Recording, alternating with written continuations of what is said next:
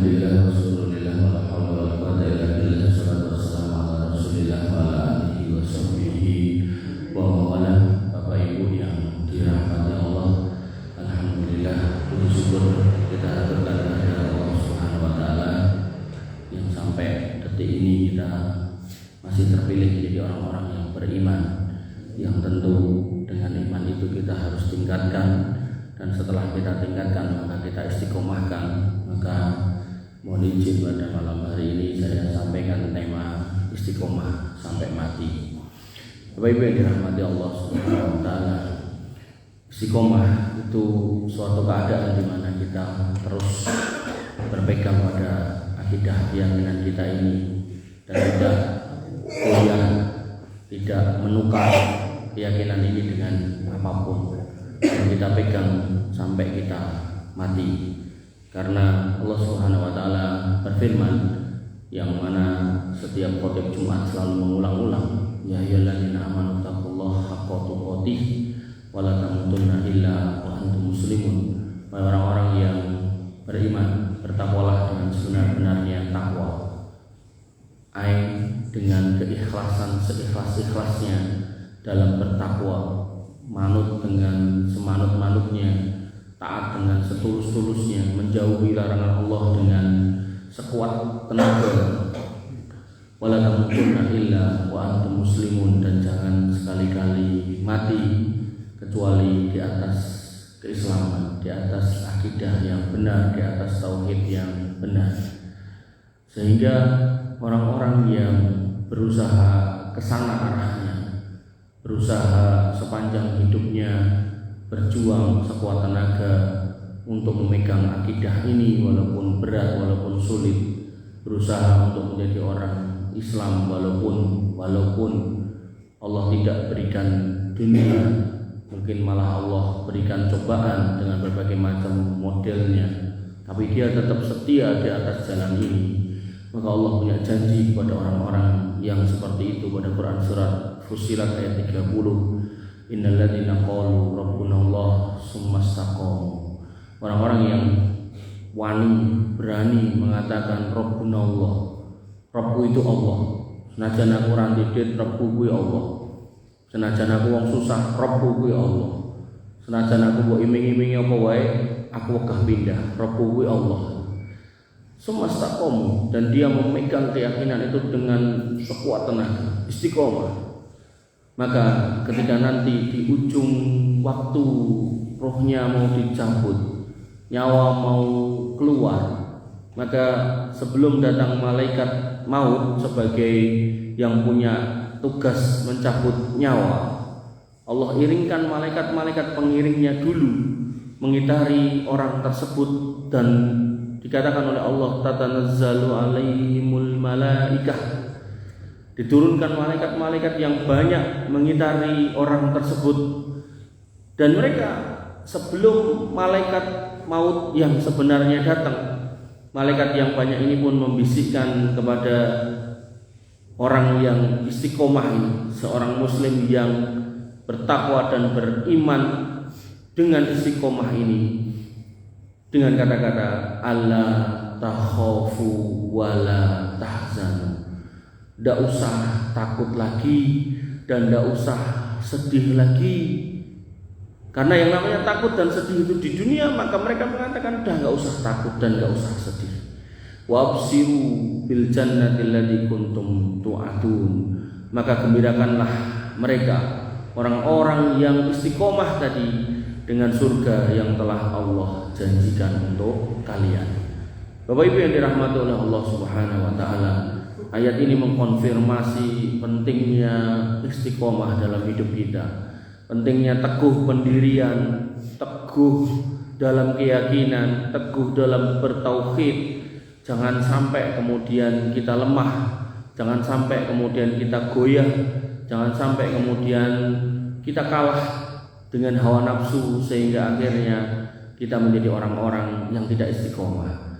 Makanya saya kalau mendengarkan khotib Jumat nih kok, atau mungkin pas saya jadi khotib, saya benar-benar mencoba untuk menghayati firman tadi dulu.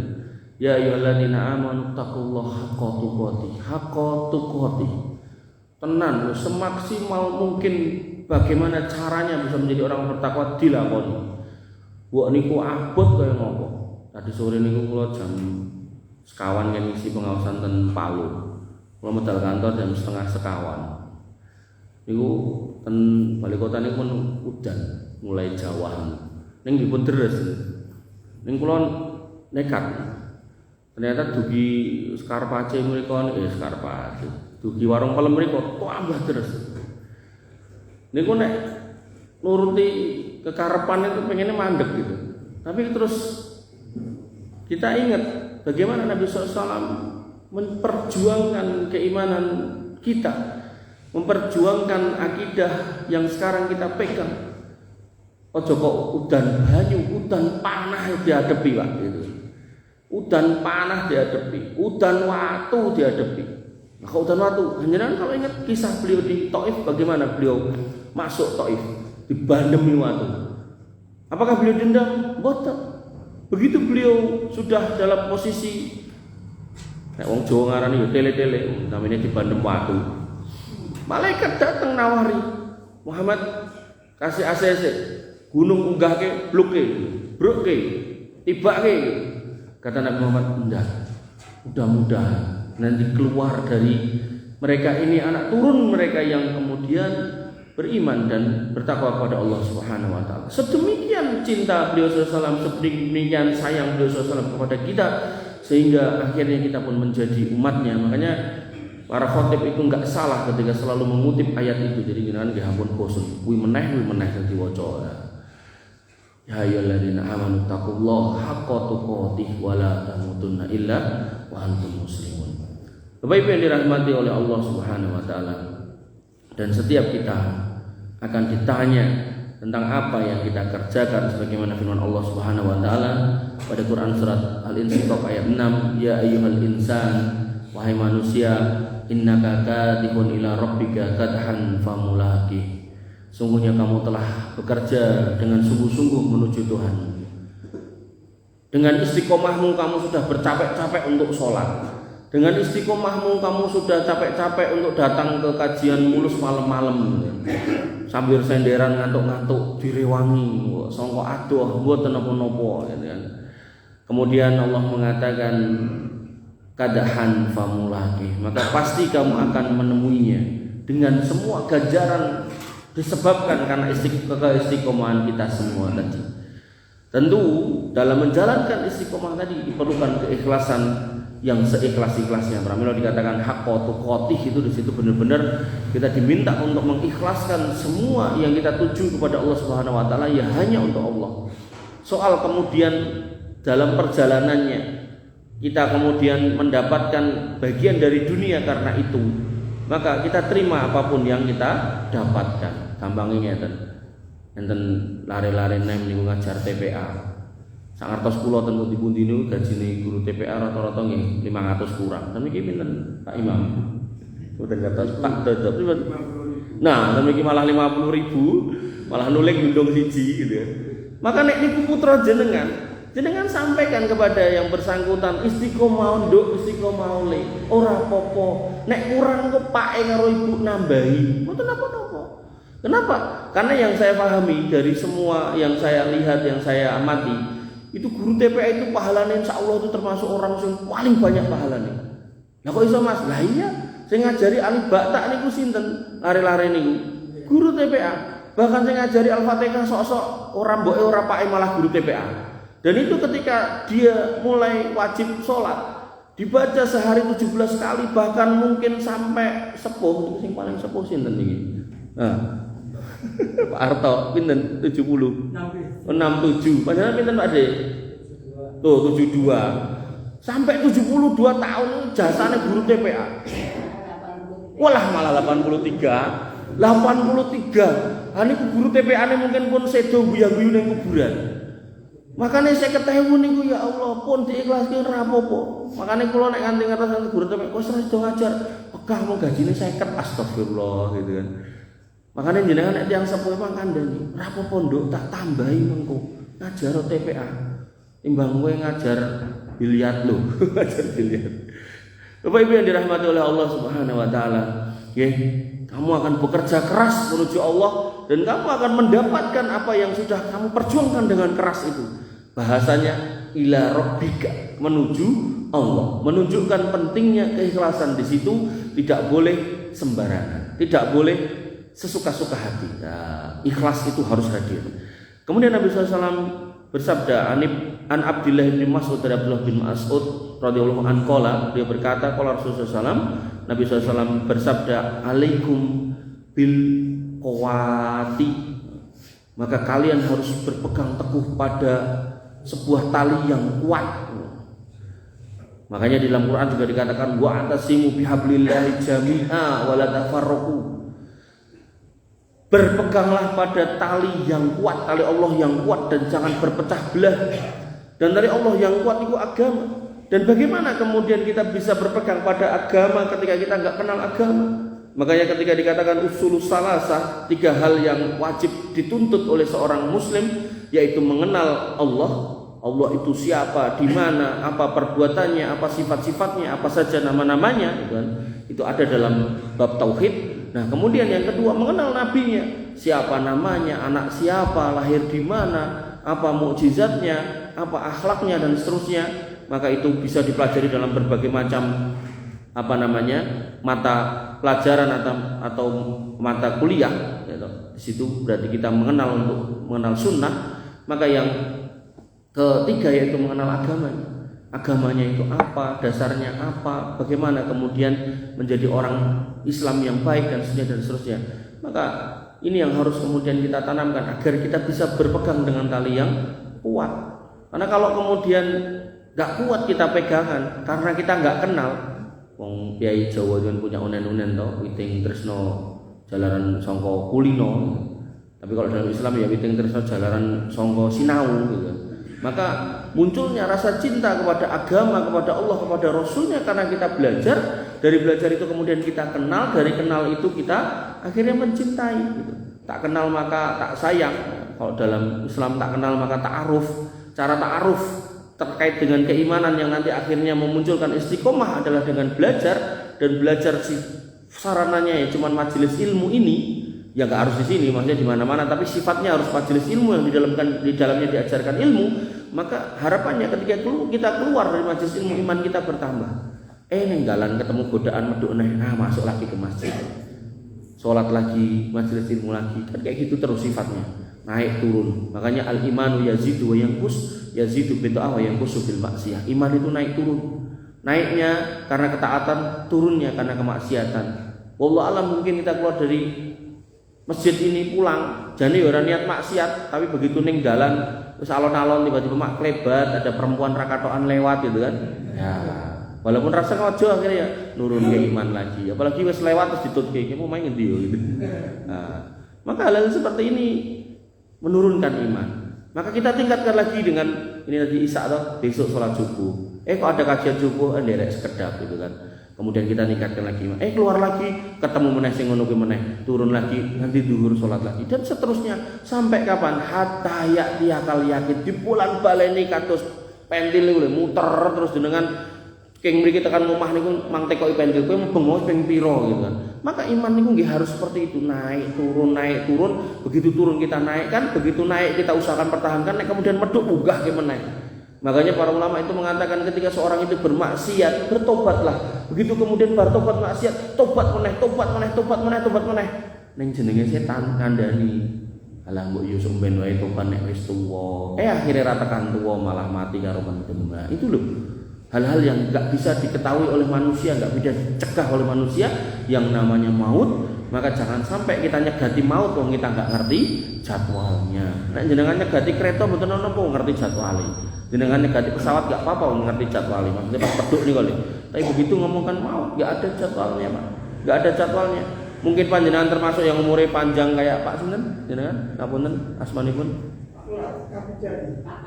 Nah, Pak Katijan, 83. Wah, 83. Atau mungkin jenengan kayak teman saya yang kemarin baru meninggal, umurnya 38 atau 39 tahun.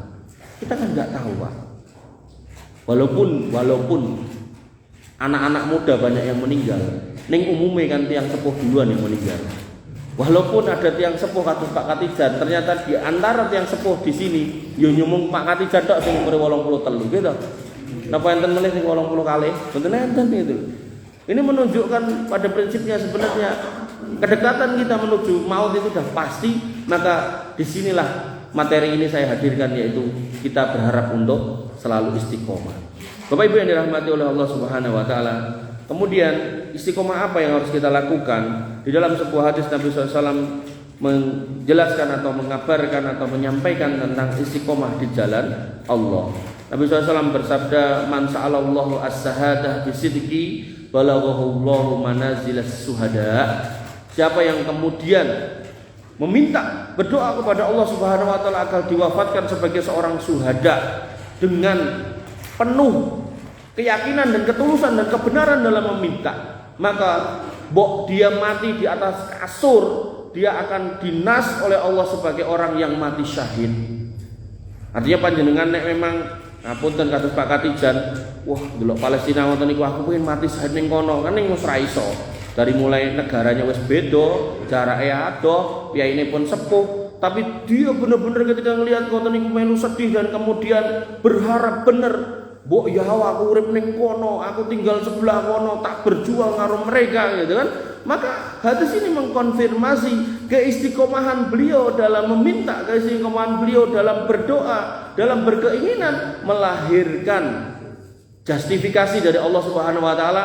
Pak Katijan sedo dinas oleh Allah, iki wong mati syahid senajan mati ning Ramben. Loh, artinya istiqomah itu harus sampai di hati kita, enggak cuman teori, enggak cuman omong tok, tapi enggak cuman omong-omong, tapi benar-benar dipraktekkan sampai di dalam hati. Nah, saat ini tinggal jenengan duwe niat pengen mati dadi nopo kan ngoten. Apa pengen mati di koloni biduan gitu kan. Nah, untuk gila. Artinya orang-orang beriman di koloni istri boleh, di koloni istri. Nabi Muhammad itu meninggal di pangkuan Ibunda Aisyah. Jadi kalau nek ningali piyai niku nabi ceramah, kita harus memegang tauhid dengan kuat, bahkan sampai mati kita ucapkan la ilaha illallah. Pas ngomong niku begitu la ilaha illallah, mati Pak niku sing ten video niku geblak langsung niku lan nembe khotbah Jumat. Lah kula prakteknya bola-bali kok ya ora didudut nyawa kula. Wes. Wong jek enom to Mas, anakmu lak cilik-cilik iku piye anakmu? Niku kajenge dipikir sing urip Pak. Wonten mawon. Betul usah didadekke beban. Sing penting jenengan iku mendesain bagaimana akhir hidup kita itu hidup yang baik, bukan hidup-hidup yang buruk. Wa in mata ala firosi, makanya sampai pun dia mati, Pak Katijan ini mati di atas kasurnya, tetap tertulis sebagai orang yang mati syahid ketika di dalam hatine bener-bener pengen ngoten niku. Makanya kula nek ningali piye-piye ingkang husnul khotimah lagi ngimami sujud ra tangi-tangi, enten sing lagi khotbah geblak niku wau, enten sing lagi ngaji terus tiba-tiba Qur'ane cepuk gubrak gitu. Wah, kula langsung ya Allah, kula pengen ngoten niku. Ngoten Pak, maksuwun sing ngoten niku nggih, agar kemudian tadi lho, walaupun meninggal di atas kasur tertulis mati syahid, lah penake tak ra karu-karuan. Orang yang mati syahid niku bisa salah satu ininya, salah satu keutamaannya bisa memberikan syafaat kepada 70 orang anggota keluarga. Pak mboke diajak, anake adike diajak, sak piturute sampai 70. Dan rata-rata nek kula ngengken piyai nyebutke keluarga niku rata-rata sagete mung tekane 20 maksimal 30. Jadi sisane sing 40 wis bingung gitu. Sapa meneh ya? Lah nek bingung kan mungkin tinggal kancaku tanggane atau kancaku sing pengajian mulus kae lho. Pengajian mulus karo karo kabeh kelingan. Paling kelingane Pak Imam, Pak Amir. Atau sebelahe gitu kan, atau barengane sing goncengke. Paling ngoten iki. Bapak Ibu yang dirahmati oleh Allah Subhanahu wa taala. Lalu termasuk istiqomah yang harus dihadirkan oleh seorang mukmin adalah istiqomah dalam bersabar. Termasuk sabar dalam berbuat baik. Allah mengatakan dalam Quran surat Al-Baqarah ayat 153, ya ayyuhalladzina amanu sta'inu bis-sabri was-shalah innallaha ma'as-sabirin. Wahai orang-orang yang beriman, jaluk tulung marang Gusti Allah nganggo sabar, terus salat. Makanya yang dinamakan as-sabru itu indah sodapatil ula. Ketika musibah itu datang pertama kali, jebret dengan kena musibah, sabar, orang nesu, sabar, orang miso-miso, sabar, orang muni-muni, sabar, orang melayu golek gaman, orang sabar sih. Nah, bar kuwi bisobri wassalah, mang salat. Lajeng nyuwun kalih Gusti Allah ganti yang lebih baik. Mungkin nggak tahu saya pernah cerita di sini nomboten ya. Saya punya pesantren mahasiswa. Jadi anak-anak kaum muslimin yang nggak bisa kuliah masuk situ saya kuliahkan gitu kan. Mboten bayar Pak, engko nek sarjana kula ulihke. Nah, niku enten santri kula rada gablek niku. Jadi biyen nate nderek kula teng Jakarta, niku ngilange motor siji ning Jakarta. Terus niku saking nakale ora iso ditata kula tok. Nah, akhirnya lepas dari saya niku 3 tahun ora kerja Pak, ngomah wae. Luntang lantung kaya entung lho. Akhirnya Mbak Yune kan alumni tempat saya. Lulus dari Mambaul Ulum, gelar 2 SH sama SPD kan mereka ana double degree ngoten to. Nah, Mbak Yune ngreh-reh kula melih. Mas, punite padikku meneh ya. Ya ora apa-apa nek malih tobat itu. Wong kita tuh enggak boleh menghukumi orang nek elek terus terus elek terus kan mboten angsal. Nah, ya Mas, insyaallah mari. Derek kula singkat cerita nggih kula tingali pun malih gitu kan. Lah kula kan tahsin to ten daerah pundi niki kula dadi bingung. Pasar Kembang niku napa? Kemasan. Kok Kemasan. Kemlayan. Melayan itu kan enten rumah tahfidz Bunda Aisyah. Keng mriku dugi ngrugi jane kan ra adoh wong kula ke balai kota ten ngrugine 10 menit gitu. Ngono yo jenenge cah lanang gitu. Ketemu perapatan napa Pasar Kembang, udeke mungkin bayangke kaya motor GP niku lho. Kuning, ijo, gas. Jadi begitu ijo langsung digas, wong banter terus keng napa arah Pasar Kembang niku enten gang niku kan medal kan peteng niku to. Medal motor ibu-ibu umur 63 tahun kere-kere tenggel langsung mboten saged ngindari. Deyel. Drijine protol 3 Bu ini dheke protol 1 gitu. Ceklek ngoten lho Pak. Motor kula ya ambiar gitu kan. Pengen nesu, yo jane. Ning apa nesu napa nggih nesu marai drijine nyambung kan nggih mboten, gitu. Napa dengan nesu kemudian motornya tiba-tiba waras kan nggih mboten. Delalah niku teng omah niku kurang motor jane, kurang motor. Ning nggih niku Nabi kan ngajari Pak, ketika kita kena musibah jangan memperturutkan nafsu, sabar sih. Terus bar niku mangdonga. Napa meneh nek musibah itu jenengan kelangan. Mangdonga. Allahumma ajurni fi musibati. Ya Allah mangparingi kula ganjaran atas musibah ini. Wakhlufli khairan minha dan manggentos dengan yang lebih baik. Donga niki Pak. Niki ajaran Nabi SAW kepada Ummu Salamah. Ummu Salamah punya suami namanya Abu Salamah. Ummu Salamah niki sayang banget karo Abu Salamah. Abu Salamah mengatakan ugi saling mencintai. Sampai saling mencintai Abu Salamah meling dan Ummu Salamah jane ya sepakat. Nek kowe pengen ketemu aku meneh ning surga, engko nek aku mati dhisik aja kawin meneh. Jadi dalam Islam, seorang wanita kalau pengen dipertemukan dengan suaminya, maka dia nggak boleh nikah lagi. Jadi dia akan dipertemukan dengan suami terakhir. Dengan catatan bukan pegatan loh ya. Nek pegatan dari rondo terus nikah yo nggak ketemu lagi sama si mantannya gitu. Dengan catatan nggak nikah gitu. Nah, nek wong lanang bojone loro piye? Ya ditempukke loro kabeh gitu. Nah, kembali ke situ. Nah, singkat cerita Nabi SAW memberikan doa itu. Nah, Ummu Salamah ajeng ngucap donga niku kan terus mikir gitu. Loh, nek aku ndonga ngene, berarti kan aku njaluk ijol selain Abu Salamah. Menurut saya pada zaman itu, menurut Ummu Salamah, gak ada laki-laki yang lebih baik daripada Abu Salamah. Dan saya juga gak akan bisa mencintai laki-laki selain Abu Salamah. Tapi Nabi kemudian nyuruh lagi. Dan seorang yang beriman nek wis dikengken Nabi lebih dari sekali, niku ya mesti manut senajan abot tenati. Makanya di Al-Qur'an dikatakan idza qadallahu amron, idza qadallahu wa rasulu amron ayyakuna lahumul khiyaratu min amri. Maka ketika kemudian Allah dan Rasulnya sudah memberikan satu perintah, maka tidak selayaknya orang beriman itu mencari opsi yang lain. Dikongkon salat yo ora usah dadak enek ora cara liyane mendekatkan kepada Allah selain nganggo cara salat, mboten usah. Dikongkon ngedoi mangan babi ora usah dadak iki nek babi iki babi sing ndi to? Babi sing diwarna pink kae apa babi celeng ngono ireng kae gitu. Wis jenenge babi wis kabeh anggere pokoke nggone jenenge babi gitu. Homer, iki Homer sing ndi maksude? Wong iki jenenge ora Homer kok jenenge Ciu Bekonang kok. Ya padha wae Pak gitu. Nah, maka tinggalkan semua. Maka Ummu Salamah akhirnya berdoa niku. Bar donga niku akhirnya besoknya Nabi Muhammad SAW datang melamar. Nek sing nglamar Nabi napa ya Ummu Salamah jengarani cek tetep saya Abu Salamah mboten wantun ya tetep saya Nabi SAW. Akhirnya beliau menjadi salah satu ummul mukminin di antara sekian istri Nabi SAW. Nah, dalam kasus saya tadi, saya coba doa itu gitu kan. Singkat cerita, motor satu itu belum selesai, artinya lagi didandani belum selesai. Nah, Allah ganti Pak dengan motor 3 yang baru semua Pak. Jadi kula ngejak bojo kula, ayo ning dealer. Ngopo? Tuku motor lah. Apa didit? Nah, saya neng wae gitu kan. Nah, kula kan milih siji. Wis, apa entuk neh? Entuk sing kuwi. Heeh. Neh. Wong kuwi didit tenan, milih meneh. Milih neh. Meh milih neh wis 3 wae gitu. Akhirnya milih 3 Pak, anyar kabeh Pak, ora nganggo kredit Pak gitu. Nah, gesek selesai bayar lunas gitu kan. Maka yang harus kita pahami, jenengan harus memainkan iman ten mriki Pak. Kalau jenengan kelangan sesuatu, jenengan napa?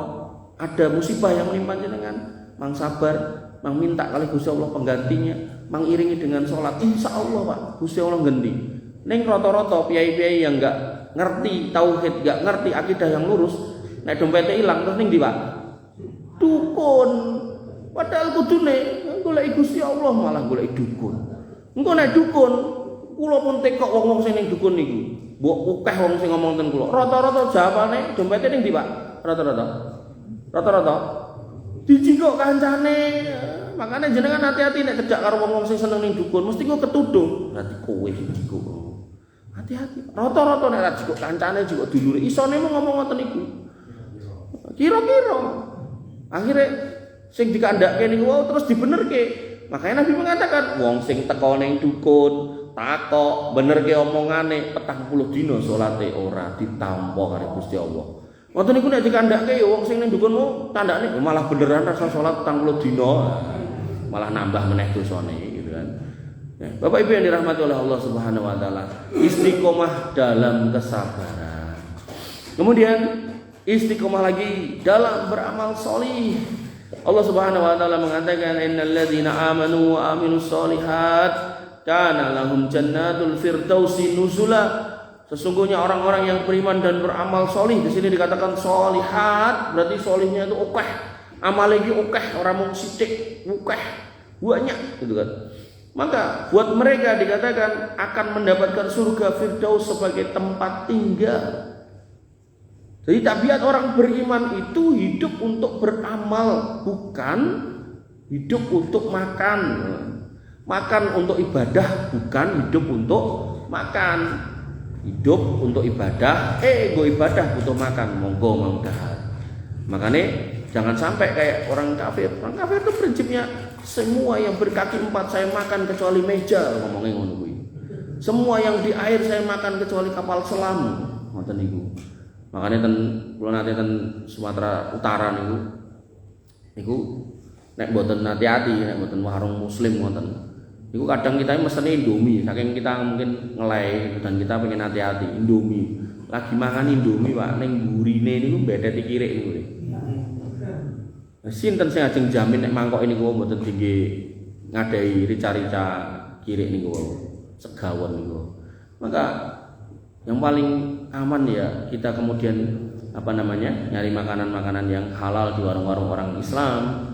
Dan yang saya tahu zaman dulu nggih itu nek warung Padang ini mesti ngene wong Islam, tapi ndek berapa tahun yang lalu nek wong gawe rendang kok rendang babi, wah kuwi aneh meneh gitu kan. Makane nggih atos-atos nggih. Maka beramal yang solih terus-terusan. Jangan capek jadi orang solih. Jangan menyerah jadi orang solih. Walaupun jadi orang solih itu kadang melelahkan, kesel, capek. Ayo coba Pak Widodo niku. Wong liya wis mulih dhek terakhir nutupi mateni, ngrapek-ngrapekke. Nek nganti kesel, wis sesuk aku tak pensiun dadi takmir, wah wis rugi. Insyaallah mungkin napa ten akhirat itu sampai dikatakan oleh Nabi SAW, orang-orang sing gawene adzan gulune dawa dhewe. Lah elek orang ganteng lho, mboten. Justru wong niku tuh punya kondisi yang berbeda dengan yang lain. Tengerane gampang kae lho, wong apik-apik lho. Gitu. Jangan sampai kemudian kita lelah gitu. Dan kalau misal kita mengabdikan diri kita di masjid, kok hari ini mungkin kita nggak dapat dunia, mungkin wallahu alam. Bisa jadi anak cucu kita nanti Allah mudahkan jalannya, Allah jaga mereka, Allah jadikan wasilah orang tuanya yang solih, anak-anaknya yang kemudian mendapatkan keberkahan. Banyak kisah-kisah ngoten itu.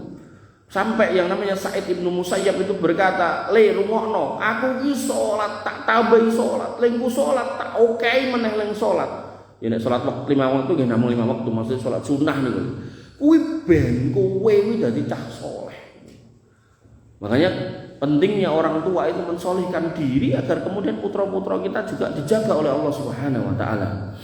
Bapak Ibu yang dirahmati oleh Allah Subhanahu wa taala, sampai ketika Nabi Khidir dan Nabi Musa itu berjalan mendatangi satu kaum niku nggak mau menjamu mereka, nggak mau ngasih jamuan walaupun itu minuman atau sekedar makanan ringan. Maka Nabi Musa dan Nabi Khidir pun tetap berjalan sampai ketemu 2 orang anak yatim yang rumahnya itu meh rubuh. Kemudian Allah perintahkan kepada Nabi Khidir dan Nabi Musa untuk mendirikan bangunannya. Nabi Musa protes, "Loh, awake dhewe mlebu tipes ora dingoni kok. Iki nek cah tipes omahe meh rubuh kok kon ngedeki piye ceritane?" gitu kan. Piye ceritane? Dan Nabi Khidir mengatakan, "Lho, kowe kan wis tak omongin nek memang guru karo aku aja kok kean takok, ayo manut ta wae dirampungi, gek ndang ayo gitu kan." Tapi yang terjadi apa? Nabi Musa enggak mau. Kemudian Allah mengatakan, karena bahwasanya 2 anak ini abuhuma solihan, iki anake wong soleh. Bahwasanya 2 anak ini kemudian Allah putuskan sampai ditolong dengan wasilah dikirimnya 2 nabi untuk mengedekke omahe temboke dalam rangka apa? Peninggalan bapaknya yang ada di bawah situ bisa terlindung sehingga nanti nek gede bisa dibongkar. Tapi nek saiki rumahnya rubuh kemudian kotak peninggalan ini ku ketok karo tanggane, mungkin akhirnya dititili tanggane. Makanya itu dalam rangka melindungi itu dikirimlah 2 nabi ini oleh Allah Subhanahu wa taala pada zaman itu. Ning ampun percaya nek kiai sakniki sing ngomong ketemu Nabi Khidir ngongkon ngene ngongkon ngono, ngomongnya nek mancing ben napa entuk sakire kon tirakat kon tawasul Nabi Khidir. Iki Nabi Khidir apa cacing to jenenge. Mboten enten nggih ngoten niku. Nah, malah jin gitu kan. Nah, maka ketika kita buka kitab tafsir Ibnu Katsir, iki jane bapake sing ndi gitu kan. Maka kita dapati ternyata bapak 7 turunan ke atas. Mboten bapak langsung. Jadi niku bocah niku pakane terus bae napa buyut canggah wareng nembe 5 niku. Dhuwure napa dek-dek siwur, gantungan siwur gitu kan. Sehingga kalau panjenengan hari ini menjadi orang solih, orang yang istiqomah, orang yang memegang teguh akidah, orang yang bersabar di atas sunnah, orang yang bersabar di atas Islam, kok delalah, misal ngapunten, ora dikai donya kali Gusti Allah, muga-muga, mugi-mugi, mungkin putu jenengan, mungkin canggah jenengan, wareng jenengan, buyut jenengan, niku sing kentuk tapiasan. Barangkali mungkin buyut jenengan jadi presiden Indonesia, itu bisa jadi gitu kan. Gusti Allah niku nek pengen nglakoni atau melakukan atau membuat sesuatu tinggal napa kun fayakun, selesai. Maka yang harus kita pahami, selalu optimislah dalam hidup ya, jangan sampai kemudian menyerah dengan keadaan yang ada. Bapak Ibu yang dirahmati oleh Allah Subhanahu wa taala, dan Allah pastikan melalui nabinya kalau amal soleh itu enggak ada kaitannya dengan jabatan, dengan kedudukan, enggak ada kaitannya dengan penampilan. Ora peh nek nganggo gamis itu samale piye ngoten mboten, Pak. Mboten. Ora peh nek terus jenggote ngene terus piye ngoten mboten. Makanya Allah Subhanahu wa taala mengatakan melalui nabinya, "Innallaha la yanzuru ila suwarikum." Allah enggak melihat muka-muka kamu. Mau kamu orang Jawa, orang Cina, orang Arab, orang Afrika. Maka wala ila amwalikum, tidak juga melihat hartamu. Mau kamu orang kaya, mau kamu orang berduit, berharta, sawai banyak gitu kan. Walakin yanduru ila qulubikum wa a'malikum, tapi yang akan dilihat hati-hati kalian. Hati-hati kita, ikhlas enggak dalam beramal, lurus enggak dalam niate opo itu dalam beramal. Kemudian wa ila amalikum sing dilakoni opo. Lah kok kowe anu to, kae marani mbak-mbak sing jual diri kae. Gak apa-apa dhek ikhlas kok ngono. Nah, jangan sampai salah gitu loh. Ikhlas ini harus dikaitkan dengan amal sholih. Sholih ini harus sesuai dengan sunnah, harus benar, harus sesuatu yang memang dalam Islam itu ada, bukan barang haram. Makanya ketika dikatakan ya ayyuhalladzina amanu la ta'kulu amwalakum bainakum bil batil illa an takuna tijaratan bainakum antaradin minkum. Janganlah salah seorang di antara kamu kepada yang lain saling memakan harta satu sama lain dengan cara yang haram kecuali terjadi jual beli. Dan itu pun harus dengan syarat ada kerelaan. Ini bukan berarti nek angger rela angger ikhlas kuwi terus bener boten. Piai yang dol tinuku ciu niku ya tetep ra kena, Pak. Walaupun sing tuku ikhlas sing kedoli yo ikhlas. Sematan ugi wong main niku ora padu ikhlas, aku kalah ikhlas, aku menang ya ikhlas. Niku nggih mboten terus marai sholih, mboten terus marai bener, nggih tetep kleru mboten. Termasuk ngapunten orang-orang yang berzina niku yo ikhlas. Sing zina ikhlas, sing dizinai ikhlas gitu kan. Sok-sok ya dibayar barang, sok-sok dijajake barang gitu kan. Parah meleh bar zina kemudian sik iki wis wayah isak salat sik yo ngono. Engko barang mau salat baleni meneh gitu. Naudzubillah. Maka jangan sampai walatal bisul haqqa bil batil. Jangan kemudian perkara batil ini ditutupi nganggo perkara yang baik gitu kan. Artinya kalau kemudian kita tahu ini salah, kita tinggalkan, kita istiqomah kepada yang benar. Jangan kemudian dicampur aduk karu-karuan. Loh, bukankah Allah ini Maha Rahman Maha Rahim? Iya. Ini pertanyaannya, apakah kemudian kita punya kesanggupan untuk ngerasake panasnya geni neraka?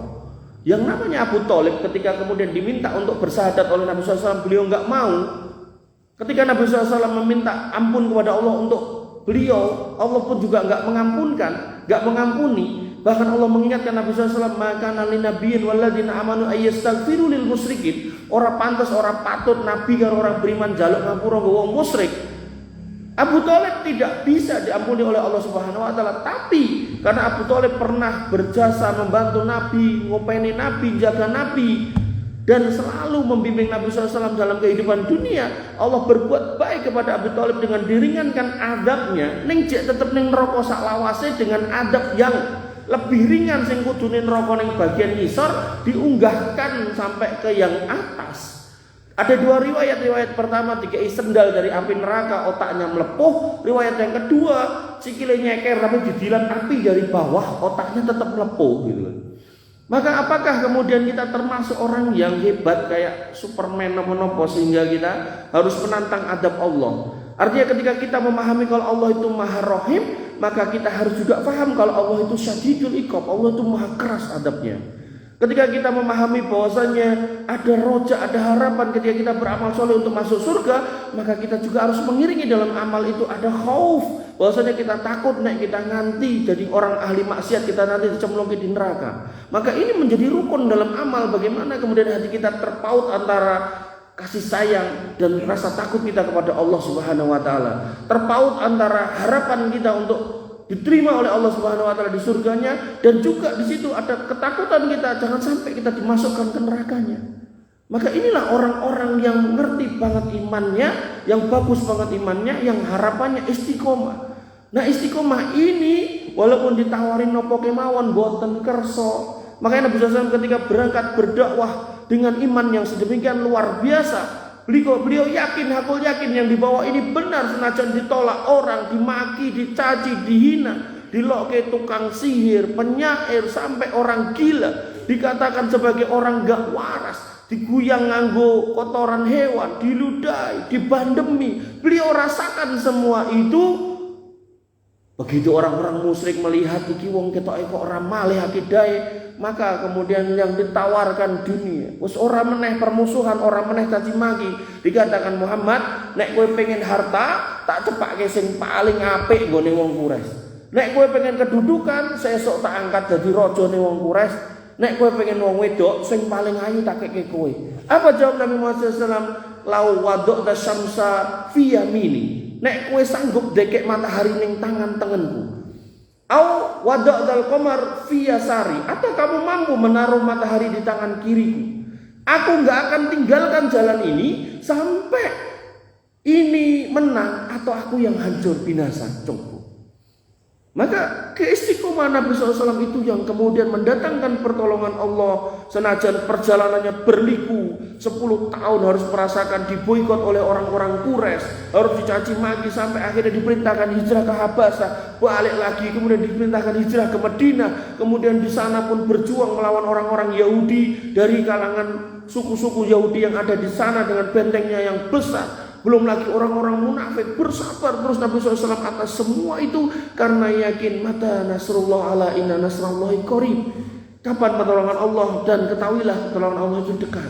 Makanya kalau kita mersani orang-orang Palestina itu mereka selalu meminta pertolongan Allah, mereka selalu bersabar. Nah, kok Allah nggak nolong? Karena Allah pengen meletakkan mereka di posisi yang mungkin nggak akan diungguli oleh orang-orang kita. Karena kalau kita melihat para nabi itu mereka manusia. Tapi Allah berikan, Allah titipkan cobaan pada semua nabi. Bukan karena dosanya, tapi karena Allah ingin meletakkan derajat mereka melebihi kita semua. Sehingga kita nggak bisa mengungguli posisi para nabi itu dengan cobaan. Kita sepakat para nabi itu dicoba, mau ngomongin sinten. Nabi Isa dicoba kaumnya, Nabi Musa juga, Nabi sinten meleh, Nabi Ibrahim diobong, Nabi sinten meleh. Banyak, Pak. Bahkan nabi-nabi yang enggak disebut itu nabi-nabi Bani Israel niku enten sing dibelah, digeraji kalih orang-orang Quraisy. Wis rantek-entek niku. Makane masih alhamdulillah jenengan salat ora ana sing mlinengi ning dalan. Nggih. Maka itu diperjuangkan Nabi SAW. Ketika para nabi itu mendapatkan seperti itu bukan karena dosanya, maka kita ketika beristiqomah dalam Islam nek cobaan, ya bismillah. Kita nikmati cobaan itu. Makanya Nabi mengatakan tanda cinta Allah kepada seorang hamba. Innallaha idza ahabba abdin. Allah itu kalau tresno kalih seorang hamba, boten terus dikei dit akeh kados koron boten. Ibtalahu, dikei coban. Dikasih coba. Makanya orang yang paham ketika seseorang ini dicoba, sedangkan dia ini orang yang ahli ibadah, maka insya Allah itu bukan adab, itu adalah tanda cinta dari Allah. Makanya saya pernah lihat ada seorang ustadz itu kalau dakwah itu luar biasa sampai masuk ke pelosok itu. Dan suatu ketika saya lihat di medsosnya itu baru sakit parah itu. Dan dalam sakitnya itu gampangannya rasa melek tapi mulutnya itu sedikit wirid terus, itu luar biasa. Maka beliau menghayati banget bahwasanya itu tanda cinta dari Allah Subhanahu wa taala. Bapak Ibu yang dirahmati oleh Allah Subhanahu wa taala. Kemudian ketika kita beristiqomah, maka kita juga diminta untuk berdoa. Karena enggak mungkin kita bisa istiqomah tanpa doa. Enggak mungkin kita bisa istiqomah tanpa pertolongan Allah Subhanahu wa taala. Ramilo doa yang selalu panjenengan panjatkan sehari 17 kali dan Quran surat Al-Fatihah. Niku menghayati jenengan nyuwun datang Gusti Allah ihdinas siratal mustaqim. Ya Allah, mangtunjuki kami jalan yang lurus. Siratal ladzina an'amta alaihim, jalan orang-orang yang Engkau beri nikmat. Dan Engkau yang beri nikmat ini bukan berarti terus dikei dunia mboten. Sampai Ibunda Aisyah itu pernah didatangi oleh ibu-ibu membawa anak dua. Anaknya dua datang kepada beliau kemudian mengatakan, "Wahai Ummul Mukminin, bagi saya makanan." Kemudian Ibunda Aisyah niku mung saged ngekeki niku kurma setunggal, Pak. Setunggal mboten sekilo, setunggal. Ini menunjukkan mboten gadah. Ini menunjukkan tidak sedang bergelimang dunia. Dan satu ini pun oleh ibu ini dibagi dua tinggi anak wedok sing digawa. Maka ketika dikatakan siratal ladzina an'amta alaihim, hakikat nikmat yang dimaksud bukan nikmat dunia, tapi nikmat iman. Makanya Nabi SAW pernah mengatakan, aku tuh nggak khawatir kalau kamu nggak dapat dunia. Justru yang tak khawatir karena dunia itu dicedake marang kowe, terus kowe ahli dalan sing bener niku lho. Makanya kadang niku panjenengan mbok pilih asring ndonga, ya Allah, kula nyuwun duit 1 miliar, 2 miliar, 10 miliar, monggo sumonggo silakan. Tapi nek kemudian itu enggak diberi, jangan sampai kita punya tuduhan jelek kepada Allah Subhanahu wa taala sebagaimana orang-orang Yahudi. Orang Yahudi itu mengatakan, "Innallaha fakir wa nahnu aghnia." Allah ki fakir, kami sing kaya. Buktine ndonga ora kabul-kabul. Ampun. Tapi kenapa kok Allah enggak mengabulkan doa kita? dalam hal terkait dunia, karena Allah lebih kenal kita daripada bapak kita. Mungkin kalau panjenengan tiba-tiba duit 1 miliar, 10 miliar, 100 miliar, mungkin panjenengan harus pegang mangkat yang mulus peneh gitu loh. Makanya nikmat hidayah ini loh Pak. Nikmat hidayah ini. Coba tunjukkan. Misal jenengan untuk duit 1 juta gitu kan, jenengan tetap pengajian. Mungkin Allah akan tambahkan. Tapi nek lagi untuk duit 1 juta, nek sing kayak duit 1 juta sesuk sudah mangkat sholat jamaah, wah luar biasa. Jadi sing 1 miliar ini sebutan bakalan tekan itu. Ngoten. Bapak Ibu yang dirahmati oleh Allah Subhanahu, ihdinas siratal mustaqim, siratal ladzina an'amta 'alaihim ghairil maghdubi 'alaihim waladdallin. Bukan jalan orang-orang yang kau murkai dan bukan jalan orang-orang yang sesat niku orang-orang ahli kitab dari kalangan Nasrani dan Yahudi. Kemudian Nabi SAW juga mengajarkan doa yang lain, yaitu ya muqallibal qulub tsabbit qalbi ala dinik. Wahai Allah yang bolak-balikan hati, teguhkan hatiku pada agama ini. Wabillah ini yang bisa saya sampaikan, masih 15 menit. Barangkali ada yang mau ngejak rame, silakan kajengi rame.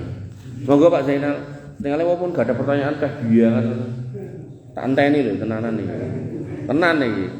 Jenengan rata kok aku mulai. Pripun? Bingung. Belum ada bahan. Pripun? Belum ada bahan. Walah. Monggo, sinten sing jak rame? Monggo, Pak De. Ampun angel-angel nggih. Napa, Pak? Ya kita ketinggalan nanti tanggal tapi gitu. Napa jenengan napa? Sanes sih. Salat khusyuk. Salat khusyuk itu artinya panjenengan ketika melaksanakan ibadah jenengan ngerti sedang menghadap siapa dan jenengan ngerti yang diminta niku nopo. Sama kayak kita waktu masih kecil, kita masih punya orang tua, kita nek minta mainan atau minta duit, kita itu merengek-rengek gitu kan. Dia khusyuk banget dalam minta itu sampai nangis-nangis. Makanya dalam beberapa riwayat dikatakan kalau memang kamu bisa nangis, penangislah. Nek ora iso nangis, nangis no. Nah, gitu. Nah, kapan bisa nangis no? Nah, ketika kita paham bacaan itu. Makanya dalam sholat itu kalau bisa, ngapunten, kalau bisa gitu. Wong misal panjenengan ini misal jek enom terus cedak atau berusaha gayuh wong Cina, padahal jenengan ya ora iso basa Cina apa meneh tulisan Cina gitu. Niku saya yakin jenengan berusaha untuk belajar basa Cina gitu kan. Raketan wah ini ngono. Kaya cah-cah saiki lho. Apa belajar basa Korea gitu. Sarangeo, sarang semut ya ngoten niku to. Nah, maka ketika kita ngerti kalau kita itu setiap hari sejak kita itu balik sampai nanti kita mati harus sholat, maka harusnya kita itu belajar untuk memahami apa yang kita ucapkan itu dari mulai Allahu Akbar, Allah Maha besar iki apa nanti. Makanya nanti ada fikih Asmaul Husna. Akbar itu maknanya apa? Bedanya akbar sama adim itu apa? Bedanya akbar, adim sama kabir itu apa? Nah, dari situ kemudian kita akan menghayati betapa kecilnya kita. Kemudian kita napa? Iftitah niku. Allahumma ba'id baini wa baina khotoyaya kama ba'ata bainal masyriqi wal maghrib. Ya Allah, mang tebihke kesalahan-kesalahan kula niku kados jenengan tebihke etan kalih kulon. Etan kalih kulon lak mboten pethuk to. Jenengan ngomong etane tipes ki pundi nika ngene Saipul Kartopuran. Jadi dengan Kartopuran kita neneh je enek-enek Noto Suman lan sak piturute itu. Nah, maka enggak pernah ketemu kan etan sama kulon itu, selalu ada jarak gitu kan. Nah, maka jenengan pelajari terus. Jenengan pahami terus apa yang jenengan suwun, termasuk nanti ketika jenengan sujud gitu kan. Rukuk subhana rabbiyal a'la. Maha suci Engkau Allah, Rabb yang maha tinggi. Oh, berarti aku wong ndekan, berarti aku cendek. Kemudian ketika kita sujud subhana rabbiyal azim, walik napa mboten? Meneng wae. Ngantuk iki, Pak. Walik napa mboten? Pak. Halo. Nek rukuk napa, Pak? Subhana rabbiyal azim atau subhana rabbiyal a'la? Azim, Pak. Ngantuk iki. Nah, niku jenengan hayati terus. Nggih. Maka dengan mengerti yang jenengan baca niku, insyaallah jenengan khusyuk. Dan termasuk sebab khusyuk niku rukun salat inggih menika napa? Tumak ninah. Tumak ninah niku napa? ketika jenengan ngadeg berdiri niku nggih ngadeg sampai tulangnya niku jejeg. Ketika jenengan rukuk niku nggih ngantek jejeg ngeten. Dadi cak ampun dereng jejeg terus bali meneh ngadeg. Begitu jenengan sujud nggih sujud sampai jejeg, sampai penak. Boten yak-yakan. Dan niku rukun.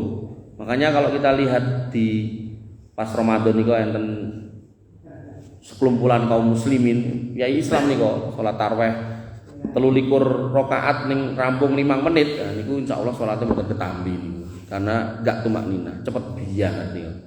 Nggih, pramila niku bagian dari salat khusyuk yaitu memenuhi rukun, syarat, kemudian kita ngerti bacaan itu, kemudian tumaknina. Ngoten. Makatan mbok pilih mugi-mugi bisa dipahami. Wonten malih Pak Zainal. Halah. Wah, ngomongnya meh tekok sing upah kok. Nggih, monggo Pak.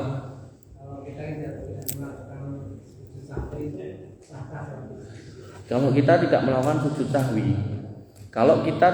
sujud sahwi, sahkah sholat kita? Pertanyaannya, kita makmum atau sholat sendirian?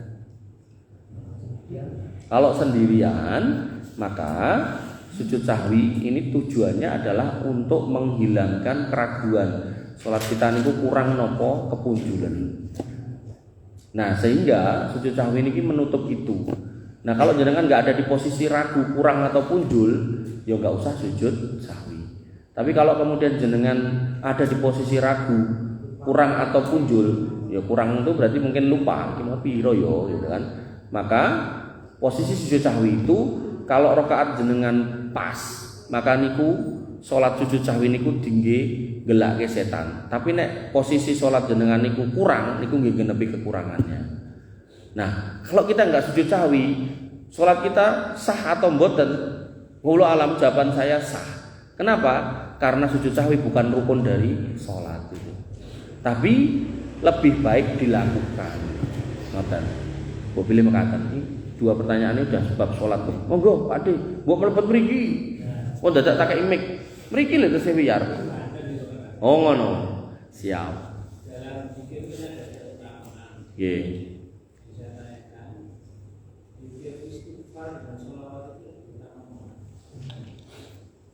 Baik.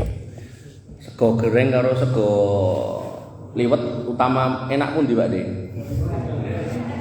Artinya kalau dalam konteks zikir yang saya tahu wallahu alam itu nggak bisa kita kemudian ini lebih baik daripada ini mboten. Tapi lebih kepada gimana kebutuhan kita atas zikir itu. Makanya yang saya selalu sampaikan itu ketika panjenengan wirid subhanallah subhanallah subhanallah gampangane pengen ganti sebagai variasi monggo Allah akbar Allah akbar Allah akbar alhamdulillah alhamdulillah. Maka ketika tadi disampaikan sholawat kali istighfar itu lebih utama mana? Dua-duanya punya keutamaannya masing-masing. Yang ini tidak bisa dibandingkan. Jadi coro istilah niku mboten apple to apple. Ora tidak bisa bandingke apel dengan nek apel Malang kali apel Fuji enak endi niku sami-sami apel. Tapi nek apel Malang karo jeruk purut enak pundi gitu kan. Ya mungkin kita bisa ngarani apel Malang, tapi buat orang tertentu enak jeruk purut mergo napa diperes terus didadekke wedang enak banget mungkin ya ngoten niku lho.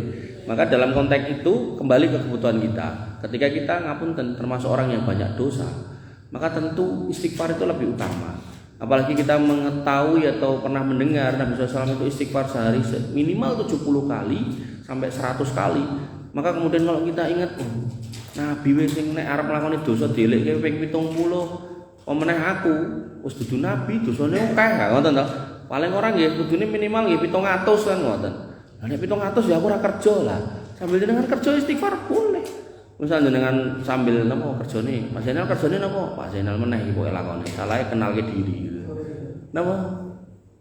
Kerjane napa? Konsultan. Wah. Jadi karo ngenteni kliene gitu kan istighfar astagfirullah astagfirullah astagfirullah. Delok napa? Internet banking kok cek rong ditransfer astagfirullah astagfirullah astagfirullah. Wes langsung tanya. Iya pripun? Tapi sesungguhnya rukun itu apa? Definisi rukun. Oh, oke. Pertanyaan dikompleti, bedane rukun kali syarat niku napa? Ah, ngoten. Langkung saya. Jadi, rukun itu sesuatu yang harus ada di dalam sebuah ibadah. Cara misal nggih, misal ibadah niku ruangan niki, maka rukun niku sing ten jerone niki. Nah, syarat itu sing ning jobone mriku. Jadi kalau dalam konteks salat, rukun salat itu dimulai dari takbiratul ihram. Artinya kalau takbiratul ihram enggak ada, begitu jenengan tekan masjid imame niku pun ruku, jenengan ora takbiratul ihram sih tapi langsung ruku, salat jenengan enggak sah. Karena rukunnya takbiratul ihram. Delalah kok ya wis melu ning masbuk, terus kelingan nek wau pas melayu saking bantere nganti terkentut-kentut. Ning kelingane pas salat. Nah, syarat salat kan harus suci. Jenengan kelingan nek pas melayu wau karo ngentut atau pas mlaku cepet wau karo ngentut gitu kan. Nah, berarti jenengan batal. Jadi syarat itu di luar, tapi rukun di dalam. Sesuatu yang ada di dalam ibadah itu rukunnya, yang di luarnya menuju ibadah itu syarat. Nah, syarat ini disebut umum bersuci. Kapan itu dilakukan bersuci? Ketika mau sholat. Caranya atau wasilahnya apa? Pakai air nek enten. Begitu airnya nggak ada, tayamum kan ngoten. Nah, tayamum harusnya pakai tanah yang kering dan suci. Kok tanahnya gak ono? Kados tengah jalan itu napa enten tanah gitu kan. Pemain tanah sebelah mriko sok pun diuyui napa ngoten to. Era diuyui segawon diuyui wong ya. Nah, akhirnya yang paling aman dengan golek tembok. Nah, niku masih masuk niku.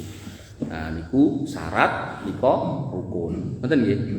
Nah, sekarang pertanyaan nih. Madhep kiblat syarat napa rukun? Syarat. Pinter Pak Zainal. Enten mulai Pak, enggak ngajeng ngejak rame. Masya Allah, ya mesti angel gitu. Yes, boleh. Gimana? Saya masih ingat terkait dengan cita-cita didirikan mulus. Masya Allah. Bapak Harmaksud. Nggih, pripun? Mulus kenapa kok mulus ini jamaahnya kan muslim lanjut usia. Dalam rangka untuk mempersiapkan kematian yang husnul khotimah. Masya Allah. Ini Bang harapan seperti itu. Nah, terus pertanyaannya, kayak apa ciri-ciri orang yang mendapatkan husnul khotimah? Apakah seperti yang dikatakan Ustaz tadi, mungkin pas sholat, mungkin pas khutbah, mungkin pas ngaji, atau mungkin ada bagaimana ciri-cirinya kita bisa mendapatkan husnul khotimah? Siap, pertanyaan mantep nih. Sik, boleh kepreane sik. Enten dalil ya, Pak. Nggih. Lho pantes riyen ben mantap ben jenengan plong.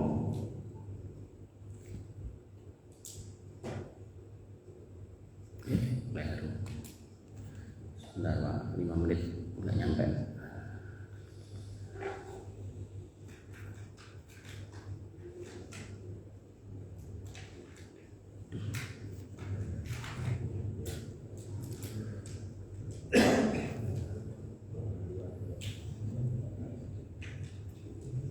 Jadi pas banget nih kalau yang ngisi pengawasan niku nggih jamaah sepuh-sepuh. Ning mboten judule pengawasannya mboten mulus.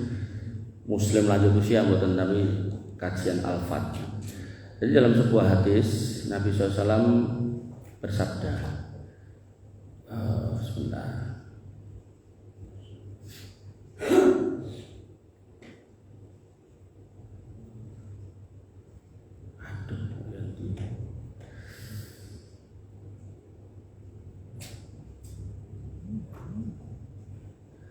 Niki. Nabi SAW bersabda tentang orang-orang yang akan husnul khotimah. Nabi mengatakan dari riwayat Anas bin Malik. Beliau bersabda, la alaikum alla tujabu bi ahadin hatta tanduru bima yuhtamu lahu. Jangan kamu merasa takjub dengan seseorang sampai kamu nemoni akhir hidupnya. Artinya nek jenengan delok bentuk kula, ampun jenengan gumun. Wong kaya ngono banget. Maksudnya wah ustaz lah ngene mboten sah gumun. Nabi pun ngomong niki, sampai kamu temui akhir hidupnya. Makanya jenengan ningali enten piyai ngapunten kanggo songkok do banget ngomongnya nek makin do makin soleh rasa digagas. Sampai jenengan temoni akhir hidupnya. Kemudian Nabi mengatakan fa innal amila ya'malu zamanan min umri. Karena mungkin saja ada orang yang beramal pada satu waktu dari hidupnya. Jadi amale pas hidup niku, au burhatan min dahri, atau pada saat-saat dia hidup dulu. Bi amalin solih, dengan amal solih. Dengan tinggal iku wong kaya ceramah terus ngaji terus dadi ustaz, nopo pokoke sing ketok api-api gitu. Koyo-koyo di sini dikatakan lau mata alaihi dakhalal jannah. Kalau orang itu mati, orang itu koyo-koyo sepakat iki mlebu surga iki gitu kan. Nenten biaya ngoten niku. Summa kata Nabi SAW, ya tahawwalu fayamalu amalan sayyi'an. Kok kemudian Allah mengganti jalan hidupnya terus DE mati dengan cara yang jelek sehingga otomatis masuk neraka. Dan ini kula nanti mireng saking renyang kula niku salah satu supir taksi ini enten. Jadi kanca-kancane taksi niku mojo gawe halakoh domino. Enten kancane setunggal niku salat isya ngangge ketu bunder ngoten ketu haji ngoten niku. Bar salat isya. Kancane domino ten niku. Sing niki salat isya musolane rada nyempit, sakjane melipir menggok ten daerah sepi gantung diri, Pak. Makanya hadis ini terkonfirmasi seperti itu. Nyata ada. Ning bukan berarti mesti kayak gitu ngoten nggih. Nanti benang merahnya apa gitu. Nah, kemudian Nabi melanjutkan wa innal abda.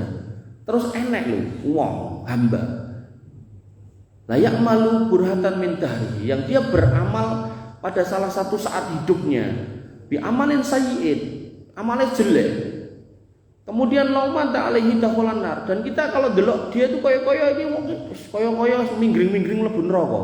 Dina-dina mendem, dina-dina main, dina-dina napa niku narkoba. Pokoke anggere tanggane nggo bojo ayu mesti diroyok gitu kan. Rumangsa ganteng dhewe gitu kan. Tapi apa kata Nabi? Sumaya tahawalu fayamalu amalan solihan. Kemudian dia merubah. Allah merubah orang ini untuk beramal dengan amal yang baik. Amal yang baik. Makanya di beberapa pengajian niku kula ningali piyai niku sok-sok enten sing tatone ning tangan, sok-sok enten sing tatone ning sikil tok. Ning enten piyai niku ket kok gulu, tangan, sikil. Satu ketika niku nate kaose diunggahke niku dienggo ngelap raine, wetenge tato kabeh. Kebak tato dibatik kabeh awake niku. Aduh. Nah, kemudian Nabi mengatakan wa idza aradallahu bi abdin khairan. Nah, ini. Kalau Allah menginginkan seorang hamba itu mati husnul khotimah, maka istakmalahu qoblal maut. Allah akan mempekerjakannya, memberdayakannya, mempergunakannya sebelum mati. Jadi sakderenge mati Allah akan memanfaatkan orang ini. Nah, para sahabat bertanya, "Qalu ya Rasulullah wa kaifa yastamilu?" Ya Rasul, bagaimana maksud Allah mempekerjakan orang itu? Allah memberdayakan, bukan memperdaya. Memperdaya itu kan menipu. Memberdayakan orang ini. Nganggo wong iki pripun niki maksudnya ngangge piyai niki pripun itu. Pak Harto niki kok ajeng digawe oleh Gusti Allah niku pripun maksudnya ya ngoten niki. Nah, qala kata Nabi yuwafiqhu li amalin solihin summa yakbidu alai, yaitu Allah memberikan taufik. Atine dilonggarke dienggo ngamal solih, pas lagi ngamal solih nyawane didudut. Dan ketika konteke ngamal solih niki enggak harus sholat, enggak harus puasa, enggak harus khotbah pengajian boten, Pak. Misal ten mriki diumumke ada lowongan ngosek WC, Pak Zainal ngacung saya siap. Kemudian Pak Zainal ngosek WC, delalah pas ngosek WC kepleset sirahe kedaduk napa kamar mandi mati ten niku insyaallah husnul khotimah. Lah nggih senajan ora lagi salat, lagi ngosek WC. Semanten ugi misal Pak Harto cilikane mbiyen misal ning jenengan ke cilik ten mriki nggih. Misal cilikane ning desa ngerti sapi poel, wedhus poel gitu kan. Terus dapat tugas dari Pak Imam yang bertugas mencari sapi dan wedhus poel Pak Harto karena kenal dengan sapi dan wedhus poel. Pak Harto bismillah tak lakoni, ora sing protes, wah aku wong tuwa kon ning pasar wedhus. Dasar wedhus. Pokoknya mangkat bismillah.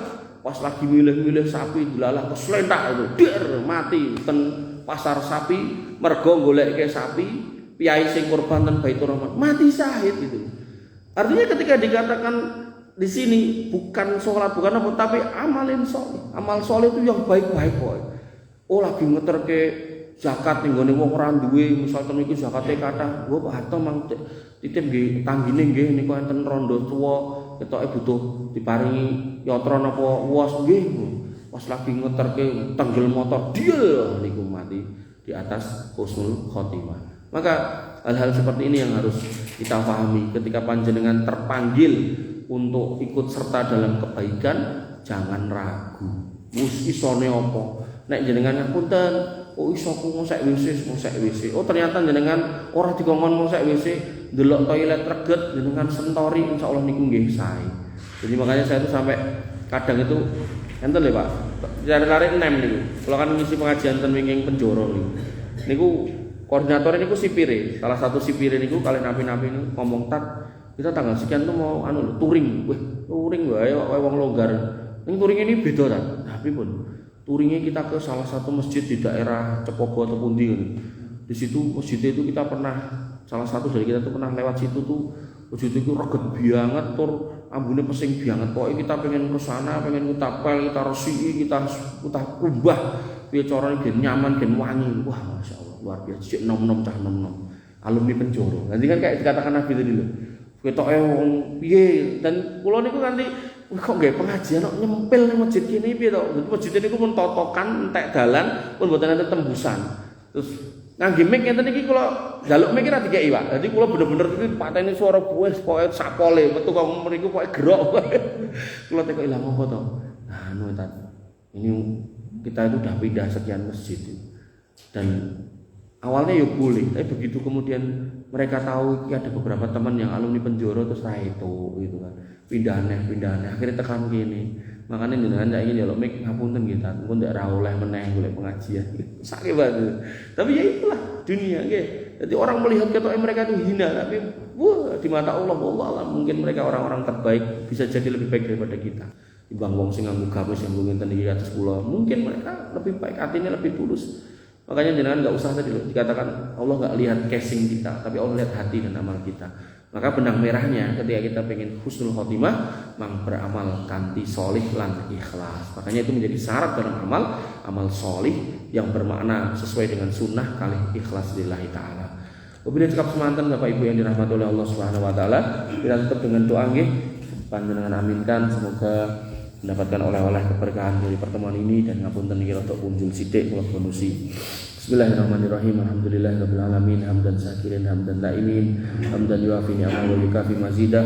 Ya Rabbana lakal hamdu kama yanbaghi li jalalika wa azimi sultanik. Rabbana lakal hamdu anta nurus samawati wal ardi wa man fina wa lakal hamdu la ilaha illa anta subhanaka inna kunna minadh dhalimin wa illam taghfir lana wa tarhamna lanakunanna minal khasirin. Allahumma ighfir lil muslimina wal muslimat wal mu'minina wal mu'minat al ahya'i minhum wal amwat innaka sami'un qaribun mujibud da'wat ya qadiyal hajat. Rabbana zalamna anfusana wa illam taghfir lana wa tarhamna lanakunanna minal khasirin. Rabbana ighfir lana dhunubana wa li ikhwanina alladhina sabaquna bil iman wa la taj'al fi qulubina ghillan lil ladzina amanu rabbana innaka ra'ufur rahim. Rabbana ighfir lana dhunubana wa li walidina warhamhum kama rabbawna shighara.